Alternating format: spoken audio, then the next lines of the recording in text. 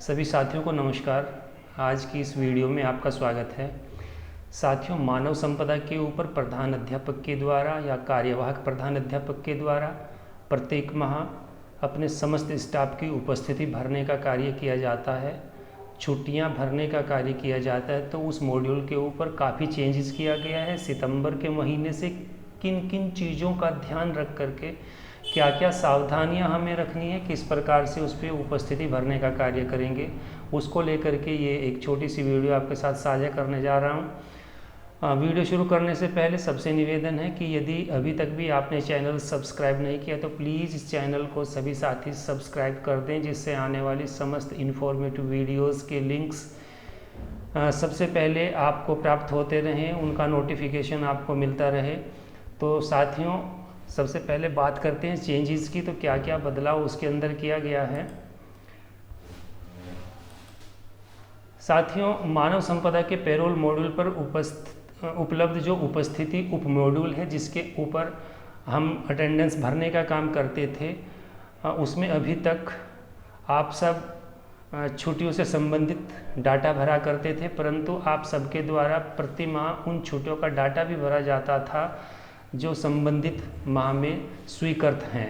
स्वीकृत छुट्टियों का वेतन बनाने की प्रक्रिया में कोई प्रत्यक्ष भूमिका नहीं है। जिन छुट्टियों की प्रत्यक्ष भूमिका होती है वो है अस्वीकृत छुट्टियां या फिर अनधिकृत छुट्टियां। सितंबर 2021 से यह प्राविधानित किया गया है कि अब विद्यालय के प्रधानाध्यापक या कार्यवाहक प्रधानाध्यापक द्वारा अस्वीकृत छुट्टी अथवा अनधिकृत छुट्टी की प्रविष्टियां ही आपके मानव संपदा पर दर्ज की जाएंगी। यह भी प्राविधानित किया गया है कि जितना भी अस्वीकृत छुट्टियों की प्रविष्टियां होंगी वो सभी प्रविष्टियां लीव मॉड्यूल से एक्सट्रैक्ट करके अटेंडेंस उप मॉड्यूल में सेव की जाएंगी। अनधिकृत छुट्टियों की जो प्रविष्टियां हैं वो पूर्व की भांति ही भरी जाएंगी। अब हमें केवल इन 3 प्रक्रियाओं से होकर के गुजरना है उपस्थिति मॉड्यूल के ऊपर। सबसे पहले हम जो अटेंडेंस, जो हमारी छुट्टियां हैं, छुट्टियों को एक्सट्रैक्ट करना है। एक्सट्रैक्ट करने के बाद में उनको देखना है और उसको सेव करना है। उसके बाद उसमें जो अनऑथराइज एब्सेंटीज़ हैं, अनऑथराइज अनधिकृत छुट्टियां हैं, उसको हमें ऐड करना है, वो भरने का कार्य करना है। उसके बाद फिल फॉर्म को अच्छी तरह से चेक करना है। उसके बाद में लॉक करने का कार्य हमें करना है। तो साथियों, उसके लिए हमारे जो प्रधान अध्यापक हैं या इंचार्ज अध्यापक हैं, उनको ये 4 प्रक्रियाओं से होकर के गुजरना है। सबसे पहले हमारे प्रधान अध्यापक को मानव संपदा पे लॉगिन करना पड़ेगा, फिर पेरोल मॉड्यूल पर जाना है, फिर अटेंडेंस बटन को दबाना है। उसके बाद अटेंडेंस बटन को दबाने के पश्चात अटेंडेंस उप मॉड्यूल का होम पेज खुलेगा, जिसके ऊपर आपको आवश्यक सूचनाएं मिलेंगी जहां पर आपको काम करना है। अब साथियों, हमारा जो होम पेज होगा वो इस तरह से खुल के आएगा। होम पेज के ऊपर ये रेड में आप पहले बहुत सारी इंस्ट्रक्शंस देखेंगे। इन इंस्ट्रक्शंस को एक बार ध्यानपूर्वक पढ़ लेंगे, उसके बाद ओके का बटन दबाएंगे। इंस्ट्रक्शंस जो हैं उनको मैं एक बार आपको पढ़ के दिखाऊंगा, वैसे आप इसको एक बार समझ लेंगे।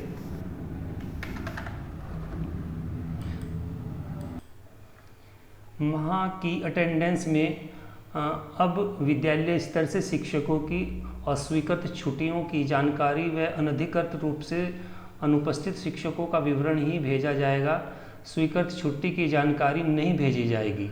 अस्वीकृत छुट्टी का विवरण भरने की बजाय अटेंडेंस ऑप्शन के तहत मानव संपदा के लीव मॉड्यूल में दर्ज छुट्टियों की जानकारी को सेव किया जाएगा।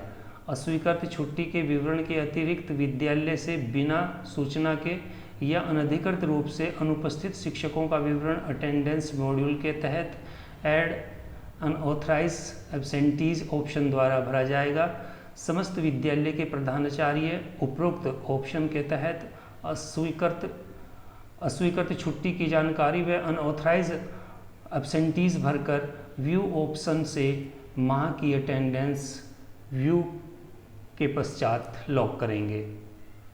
बीओस व लेखाधिकारी स्तर की प्रक्रिया पूर्ववत बनी रहेगी। तो ये निर्देश हमें इस पेज पे भी देखने को मिलेंगे। इसके नीचे आप ओके का बटन आपको दबाना है।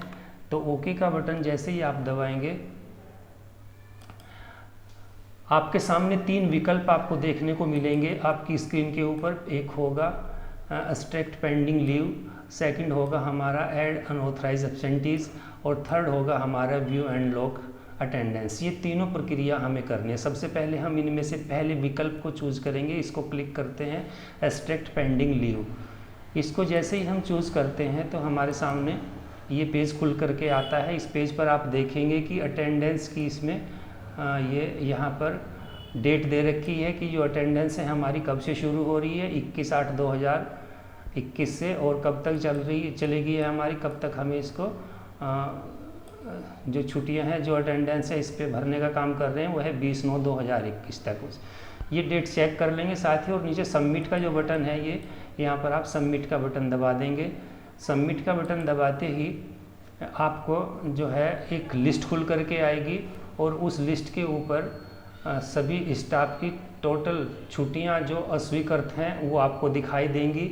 अगर आपके इस तरह से आपको लगता है कि इन छुट्टियों में से आपको लगता है कि आप अधिकारी हैं, प्राधिकारी हैं उस छुट्टी को स्वीकृत करने का, तो सबसे पहले आप वापस जा कर के उस छुट्टी को स्वीकृत करने का काम करेंगे। और स्वीकृत करने के बाद में फिर यहाँ पर नीचे जो सेव का बटन है, ये सेव का बटन आपको यहाँ पर ये सेव का बटन दबाना है। सबसे पहले चेक कर लेंगे, फिर से रिपीट कर देता हूँ। अगर किसी आपके स्टाफ की छुट्टी इसमें पेंडिंग दिखा रही है, अस्वीकृत में दिखा रही है, और आपको लगता है कि ये आपके स्तर का कार्य है, तो आप उसे पहले वापस जा कर के स्वीकृत करें और उसके बाद में यहाँ पर सेव करने का काम करें। जब इतना काम हम कर लेंगे साथियों, तो नेक्स्ट बात आती है, जब हम इसको सेव करते हैं फिर से वही इंस्ट्रक्शन आ रही है कि इस पे लिखा हुआ है कि एक बार अगर आपने सेव कर दिया तो फिर इसमें कोई संशोधन नहीं कर सकते, तो एक बार पुनः चेक कर लें। ओके को फिर क्लिक करें, फिर से पुनः ओके को क्लिक करें। तो इस प्रकार से आपकी स्वीकृत होने के बाद में वो छुट्टियाँ आपकी सेव हो जाएंगी। उसके बाद में नेक्स्ट हमारा जो मॉड्यूल आता है साथियों, अनधिकृत छुट्टी को भरने का। अनधिकृत छुट्टी या एब्सेंटीज जिसे हम कहते हैं, उसको भरने के लिए इंस्ट्रक्शन जो हमें इस बार मिली है, हम अपने जो हमारा होम पेज है उप मॉड्यूल का, उसके होम पेज पर हमें जो दूसरा विकल्प मिलेगा ऐड अनऑथराइज्ड एब्सेंटीज का, उसको क्लिक करना है। इस बटन को दबाते ही संबंधित विद्यालय के समस्त कर्मचारियों की सूची प्रदर्शित होगी, जहां से आप अनधिकृत रूप से अनुपस्थित कर्मचारी को चुनेंगे। उस कर्मचारी को जैसे ही आप चुनाव करते हैं तो उस कर्मचारी का एक फॉर्म खुल करके आएगा, और उस कर्मचारी का नाम होगा, पदनाम होगा। उसमें आपको क्या करना है, अनुपस्थिति की अवधि उसमें भरनी है, दिनांक से दिनांक तक, और उसमें आपको नीचे रिमार्क भी देना है कि एब्सेंट का होने का उनका कारण क्या है। जैसे नीचे 2 रिमार्क के विकल्प आपको दे रखे हैं, ये आप देखेंगे। फर्स्ट है हमारा एब्सेंट ड्यूरिंग इंस्पेक्शन, और सेकंड है एब्सेंट विदाउट प्रियोर इंफॉर्मेशन, बिना किसी पूर्व सूचना के अनुपस्थित। तो इनमें से ये हमें रिमार्क भी उसमें देने का काम करना है। इस तरह का वो एक फॉर्मेट, एक प्रारूप आपको देखने को मिलेगा जब आप सेकंड विकल्प को चुनेंगे। तो उसमें से जिस भी टीचर को आप इसमें से सेलेक्ट करेंगे, लास्ट में एक्शन के नीचे सेलेक्ट लिखा हुआ है, ये यहाँ पर जब भी इसको सेलेक्ट, जिस टीचर का आपको लग रहा है कि इसकी एब्सेंटीज है, उसको जैसे ही सेलेक्ट किया तो उसका संबंधित अध्यापक का एक फॉर्म इस तरह से खुल करके आपके सामने आएगा।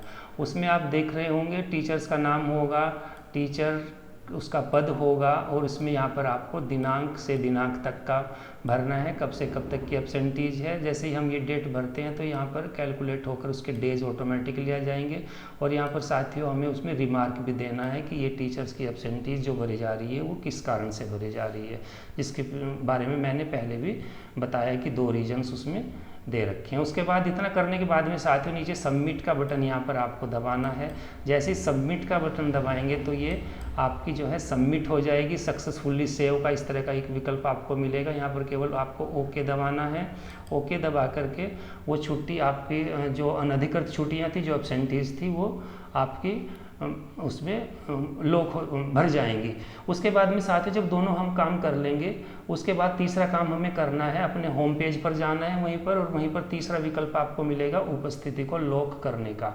उपस्थिति को लॉक करने के लिए उपस्थित उप मॉड्यूल का जो होम पेज है उस पर जाना है, और उसमें व्यू एंड लॉक अटेंडेंस का बटन आपको दबाना है। जैसे ही उस बटन को दबाएंगे तो व्यू का पेज खुलेगा जिस पर आपके द्वारा एक्सट्रैक्ट की गई अस्वीकृत छुट्टियों का विवरण, आपके द्वारा भरी गई अनधिकृत छुट्टियों का विवरण जो अभी आपने दोनों एक्शन में किया है वो आपको वहाँ पर पूरी डिटेल्स के साथ आपको दिखाई देगा, कर्मचारी के नाम के साथ।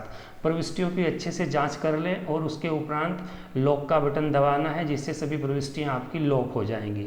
इस तरह से आपको वहाँ पर देखने को मिलेगा, ये इस तरह का पेज मिलेगा, जितने भी आपके समस्त स्टाफ है विद्यालय का समस्त के नाम मिलेंगे इस सूची में। और ये पूरी डिटेल्स आप एक बार ध्यान से देखने के बाद नीचे लॉक का जो बटन है लॉक को क्लिक करेंगे। लॉक को क्लिक करते ही उसमें फिर हमसे पूछा जा रहा है कि क्या आप सुनिश्चित हैं कि आप लॉक करना चाहते हैं, तो आप इसमें ओके का बटन दबाएंगे। ओके करते ही आपका नेक्स्ट फिर ओके का बटन आपको दबाना है। इस प्रकार से आपकी छुट्टियां और आपकी अटेंडेंस भरने का काम आप मानव संपदा पे करेंगे। साथियों यहाँ पर आप ऊपर प्रिंट का एक विकल्प देख रहे हैं, ये वाला, यहाँ से आप इसको प्रिंट डाउनलोड करके अपने ड्राइव में सेव कर सकते हैं, हार्ड कॉपी में निकाल कर भी अपने पास अनिवार्य रूप से रखें। अब बात करते हैं तीसरे एक्शन की। तीसरे एक्शन में हमारा ये है कि क्या इस लॉक की गई उपस्थिति को बीओ के पास भेजना अनिवार्य है?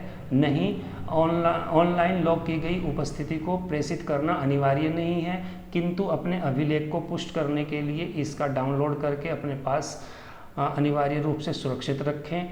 आशा करता हूं कि आज की वीडियो आपको पसंद आई होगी। वीडियो पसंद आई तो चैनल को ज़रूर सब्सक्राइब कर दें और वीडियो को लाइक करें और अच्छे कमेंट्स भी साथियों कमेंट्स बॉक्स में ज़रूर लिखें, जिससे हम लोगों को मोटिवेशन मिलता रहता है आज की वीडियो में बने रहने के लिए।